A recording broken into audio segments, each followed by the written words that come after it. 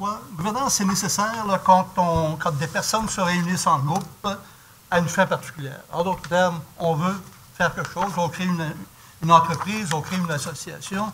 Donc, c'est supposé d'organiser le passage à l'action. On a une intention, on va aller dans une direction, puis voici, on se donne une gouvernance pour passer à l'action.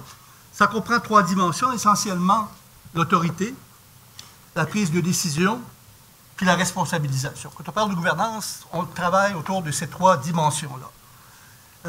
Une définition simple de la gouvernance, parce qu'il peut y en avoir des dizaines de définitions, celle que j'aime bien, c'est que la gouvernance détermine qui détient le pouvoir, qui prend la décision, comment d'autres joueurs se font entendre, parce que quand on parle de gouvernance, on parle de partie prenante, et comment et à qui rendre compte. Dans le fond, c'est une définition qui est assez simple et qui, à mon avis, met le point sur les éléments principaux. La gouvernance, dans n'importe quelle organisation, c'est d'abord une mission ou une vision. Pourquoi on existe? On se crée une entreprise pour faire quoi? On se crée une association pour faire quoi? On va où et comment? Il y a des parties prenantes. Qui sont-elles? Dans le cas du cancer, il y a beaucoup de parties prenantes. Il y a des patients, il y a des aidants naturels, il y a différents types d'intervenants, il y a des entreprises pharmaceutiques. Donc, il y a beaucoup de parties prenantes. Donc, qui sont ces parties-là? Quelles sont leurs attentes? Quand on parle de gouvernance, c'est comment concilier les attentes des différentes parties prenantes, puis comment participent-elles à la gouvernance? Et on essaie, le plus possible, d'amener les parties prenantes à participer. Ça comprend aussi des valeurs qui encadrent nos actions. Moi, j'ai vu certains hôpitaux, dans les valeurs, c'est le respect du patient, mais tu arrives là et tu as l'impression de rentrer, d'être traité comme, en d'autres termes, entre la valeur et la réalité, il y a un écart. Donc, c'est important la question de valeur. Quand on parle de gouvernance, c'est quoi les grandes fonctions? Mettons, pour une direction québécoise de cancérologie, c'est quoi ces grandes fonctions? Puis comment les structurer pour exercer ces fonctions? On parle de gouvernance toujours. Donc, on parle d'orientation, on parle de priorité, on parle d'objectifs. En termes de résultats, comment on va être capable de mesurer, si on a dit qu'on voulait atteindre tel objectif, comment on va le mesurer? On parle aussi d'une délégation d'autorité claire, c'est-à-dire on délègue l'autorité à qui pour intervenir, qui est responsable de quoi, pour que ça soit clair. Il faut que ça soit aussi assumé. Si j'assume, si je prends une responsabilité, il faut que je sois capable de l'assumer. Et il faut que je sois imputable. Il faut que ça soit clair. Je suis imputable à qui, comment et de quoi. Mais finalement, si on veut agir, ça prend des moyens, ça prend des leviers. Donc, quand on parle de gouvernance, on parle de l'ensemble de ces éléments-là. Qu'on trouve que je me parte un dépanneur, que je crée une association, que je dirige un hôpital. C'est les mêmes, dans le fond, c'est les mêmes éléments qu'on amène. En cancérologie, évidemment, c'est beaucoup plus complexe. Il y a beaucoup de parties prenantes. Il y a aussi des intérêts différents. Autour de la table, tout le monde n'a pas nécessairement le même intérêt. Et donc, c'est comment peut-on concilier des intérêts différents qui sont parfois divergents. Puis, il y a aussi beaucoup de pouvoirs formels et informels, mais un peu dispersés quand on regarde ce qui se passe au Québec. Il y a aussi de l'interdépendance. Tous les gens qui sont autour de la table, là, vous dépendez les uns des autres. Il n'y a personne qui a la réponse à tout. Et donc, la réponse de l'un va avoir des impacts sur l'autre. Donc, il y a nécessairement une interdépendance. Donc, ce qui rend encore ça plus complexe. Puis aussi, il y a une dispersion en termes de gouvernance. Il y a des établissements, il y a des organisations. En d'autres termes, il y a des personnes différentes qui sont dans des organisations et des lieux différents. Donc, quand on parle de gouvernance, ça rend évidemment la situation un peu plus complexe comparé à un autre type d'organisation. Donc, généralement, les enjeux de gouvernance, c'est quoi? D'abord, la légitimité. N'importe quelle organisation, il faut qu'il y ait une légitimité. Bon, si on prend la direction québécoise de cancérologie, elle est légitimée parce qu'il y a eu une décision ministérielle. Donc, la légitimité, elle est souvent réglementaire ou législative. Mais au-delà de la dimension juridique, il faut que ça soit aussi perçu par la population comme étant légitime. En d'autres termes, il faut avoir les organisations qui sont juridiquement existantes, mais où la population n'a pas bien confiance. On a juste à penser à certaines organisations avec la commission Charbonneau, où il y a un écart entre la légitimité juridique et la légitimité perçue socialement. Le deuxième élément de gouvernance, c'est la crédibilité. Les gens qui s'occupent de la gouvernance, est-ce qu'ils sont crédibles? Donc, est-ce qu'ils sont compétents pour faire la job qu'on leur demande de faire? Est-ce qu'ils ont accès à toute l'information? Donc, la crédibilité est beaucoup au niveau de la compétence. Un troisième enjeu de gouvernance, c'est la cohérence. C'est-à-dire que les organisations qui fonctionnent normalement, il y a une cohérence. C'est-à-dire que tu regardes comment elles fonctionnent et tu es capable de voir la cohérence entre c'est là où ils veulent aller, les moyens qu'ils prennent, etc. Et moi, on appelle ça aussi l'alignement. C'est aligné. Et on peut voir très, très bien comment ils vont arriver là. Et aussi, un dernier élément d'enjeu quand on parle de gouvernance, c'est la stabilité. Et, je veux dire, au Québec, la stabilité, dans le domaine de la santé, c'est pas toujours évident. On a juste à regarder le nombre de ministres qu'on a eu dans les derniers 20 ans, le nombre de sous-ministres. Et juste pour prendre l'exemple du CHUM, le nombre de directeurs généraux qu'on a eu au CHUM depuis 20 ans. Et l'enjeu de la stabilité est quand même, je pense, un élément important. Et quand il n'y a pas de stabilité, évidemment, ça rend la gouvernance un peu plus difficile. C'est quoi, brièvement, l'état de situation au Canada? Je vais passer aux principales provinces. Juste pour regarder en termes de gouvernance, en Colombie-Britannique, il y a le BC Cancer Agency, qui n'a pas de conseil d'administration. Il relève du Provincial Health Service Authority, qui est l'organisme, l'agence provinciale pour une série d'agences spécialisées. Okay? Et donc, il y a 11 agences, et donc le BC Cancer Agency relève de ce PHSA-là et de ce conseil d'administration-là. Mais ils ont quand même une équipe de direction solide et, je dirais, des grandes fonctions qu'on retrouve, la prévention, dépistage, diagnostic, traitement, réadaptation, standards, ils se préoccupent beaucoup des standards, recherche, éducation, et aussi, ils financent, ils allouent des ressources à des établissements. Okay? Et ils coordonnent et intègrent les 6 centres régionaux. Donc, ils n'ont pas de conseil d'administration, mais ils ont quand même une organisation supérieure, assez solide là, pour gérer leur domaine. En Alberta, et ça c'est assez récent, évidemment en Alberta, il y a eu beaucoup de changements, ils ont décidé, eux autres, qu'il y aurait une seule agence de santé pour la province. Donc, dans le fond, il y a un seul établissement, qui est le Alberta Health Services, qui gère l'ensemble des services de la santé pour l'Alberta. Et ils ont créé une division qui s'appelle Cancer Control Alberta, qui a en général les mêmes fonctions que la Colombie-Britannique. Et la plupart des provinces, ce sont les mêmes grandes fonctions, mais il y a aussi une dimension financement.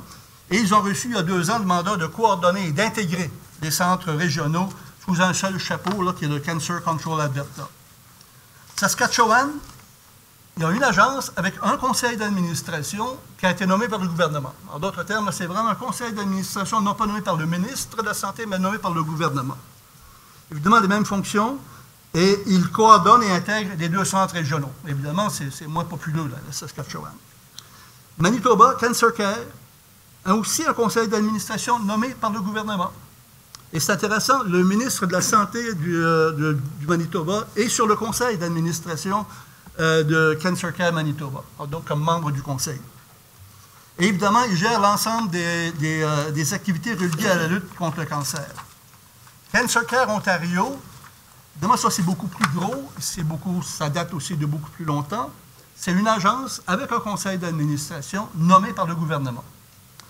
Et évidemment, eux autres coordonnent l'ensemble des activités, puis ils ont un financement important. Là. Je pense que c'est l'an dernier, ils avaient 1,7 milliard de dollars, je dirais, à distribuer. Le Nouveau-Brunswick, récemment, a décidé de se doter d'une division, le New Brunswick Cancer Network. C'est plus une agence de coordination, et encore là, c'est assez récent, donc on ne peut pas voir beaucoup les résultats.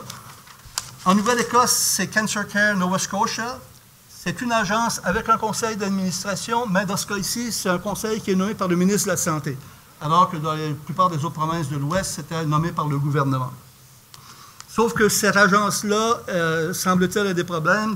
En novembre dernier, ils ont mandaté des experts externes là, pour revoir un petit peu l'organisation, le fonctionnement, et je ne pense pas que le résultat soit sorti encore. Et présentement, il y a une coalition entre Nouvelle-Écosse et le Prince-Édouard et Terre-Neuve, peut-être pour essayer de se regrouper pour être capable d'offrir, je dirais, des services de façon plus coordonnée. Maintenant, si on regarde le Québec, et là, évidemment, c'est un petit peu ma perception à moi, à partir de ce que je peux observer.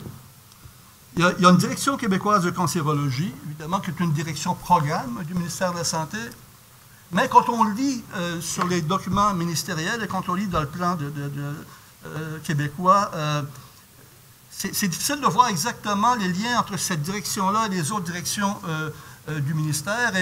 Et dans la description, on dit c'est une direction, mais elle doit le faire en respectant les champs de compétences des autres directions ministérielles. Et quand on écrit ça comme ça, en général, ça veut dire que ce n'est pas clair nécessairement les liens entre cette direction-là et les autres. En tout cas, en général, quand on lit ce genre de commentaires-là. Si on regarde, évidemment, cette direction-là couvre normalement toutes les fonctions reliées à la lutte contre le cancer au Québec, mais il y a très peu de verbes d'action en termes de décision. Et quand on lit le descriptif, c'est pivot d'expertise, partenaire des autres directions du ministère, fait des recommandations, anime, accompagne, concerte, promeut. Ce sont des rôles importants. Mais comparé à d'autres provinces, la dimension passage à l'action est beaucoup moins évidente. Et à ma connaissance, il n'y a pas vraiment d'équipe de direction en termes exécutifs, comme on peut voir dans d'autres provinces. Et si on regarde maintenant ce qui a été sorti, le plan directeur en cancérologie, moi je lis ça, je trouve que c'est un excellent plan. La même chose pour le plan d'action 2013-2015, c'est extrêmement bien fait, extrêmement bien documenté. Il y a aussi la création du réseau de cancérologie du Québec avec des réseaux régionaux de cancérologie qui doivent être la pierre angulaire. Donc, quand on lit ces documents-là, la première réaction se dit c'est extrêmement bien fait, extrêmement bien écrit. Le problème, c'est qu'en est-il de la mise en œuvre? Et à mon avis, c'est un problème qu'on a au Québec dans plusieurs domaines. On fait d'excellentes planifications. Souvent, elles sont, à mon avis, beaucoup trop larges parce que tu as de la misère à voir c'est quoi les priorités à l'intérieur de ces plans-là. Mais qu'en est-il de la mise en œuvre des plans? Où en est rendu le réseau de cancérologie du Québec? Je sais que dans certaines régions où ça s'est développé, à Montréal, c'est beaucoup moins évident, à mon avis. Qui a vraiment le mandat de passer à l'action? Et on est vraiment, la gouvernance, c'est aussi le passage à l'action. Quels sont les moyens et les leviers? Qui fait le suivi et comment? Et donc, c'est tout un petit peu ce que David disait au début, c'est comment on fait le suivi des plans qu'on développe. Qui est chargé de les mettre en œuvre? C'est quoi les moyens qu'on a? Et ça, de ce côté-là, à mon avis, c'est faible. Et donc, l'enjeu principal, à mon avis, c'est un enjeu de gouvernance. On a toujours dit, la gouvernance, c'est en lien avec qui fait quoi. Donc, qui détient le pouvoir et l'autorité sur qui? Ici, au Québec. Qui est responsable de quoi? Qui décide? Qui alloue les ressources? Comment les parties prenantes peuvent-elles se faire entendre? Qui rend des comptes à qui et comment? On revient avec les éléments qu'on avait dans notre définition de la gouvernance du début. Mais, à mon avis, l'enjeu le plus fondamental, c'est l'enjeu de pertinence. Moi, ça fait longtemps que j'entends parler de la nécessité de créer une agence du cancer. Je ne suis pas sûr qu'il y a beaucoup de gens qui... Je ne suis pas sûr que la pertinence est vraiment, a été mise de l'avant. Ou du moins, ça a été mise de l'avant, je ne suis pas sûr qu'elle est perçue. Et donc, pour moi, il y a une question fondamentale là. Je veux dire, y a-t-il quelqu'un qui juge que c'est vraiment pertinent, qu'on n'a pas le choix, ou est-ce qu'on dit, nous, on est différents et on va faire autrement? Et donc, pour moi, c'est plus fondamental là. Est-ce qu'il y a une valeur ajoutée à avoir ce genre de structure de coordination forte avec des pouvoirs? Les défis, à mon avis, c'est valider s'il y a une volonté politique d'agir. Parce que là, c'est essentiellement une volonté politique de créer une agence comme ça. Et si on regarde les autres provinces, ça s'est souvent passé au niveau du lieutenant-gouverneur au conseil, donc du gouvernement, et non uniquement du ministre de la Santé. Et donc, peut-être vérifier au niveau du premier ministre. S'il y a une volonté politique, convaincre le ministre Barrette que la meilleure vision et le meilleur des plans, sans passage à l'action, ne sont qu'une illusion. On ne devrait pas avoir de difficulté à le convaincre de ça, mais en général, c'est ça. C'est que si on n'a pas de passage à l'action, on avait beau écrire les plus beaux plans, ça reste une illusion. Puis que le passage à l'action exige une gouvernance saine, claire, avec des moyens et des leviers, peu importe la structure. Il ne faudrait pas qu'on se barre les pieds trop dans les structures, mais si on décide d'aller de l'avant, ce n'est pas juste de créer une structure, c'est aussi de mettre en place les éléments de gouvernance passés à l'action. Puis aussi, à mon avis, dans la région de Montréal, là, il y a du travail à faire pour convaincre les acteurs clés, professionnels et institutionnels, de travailler en collaboration entre eux et avec les autres régions. Si on ne réussit pas à avoir ça à Montréal, qu'on le veuille ou non, c'est le centre du Québec où beaucoup de choses se passent. Et si on n'a pas ce travail-là, à mon avis, et donc là, il y a vraiment un travail à faire là.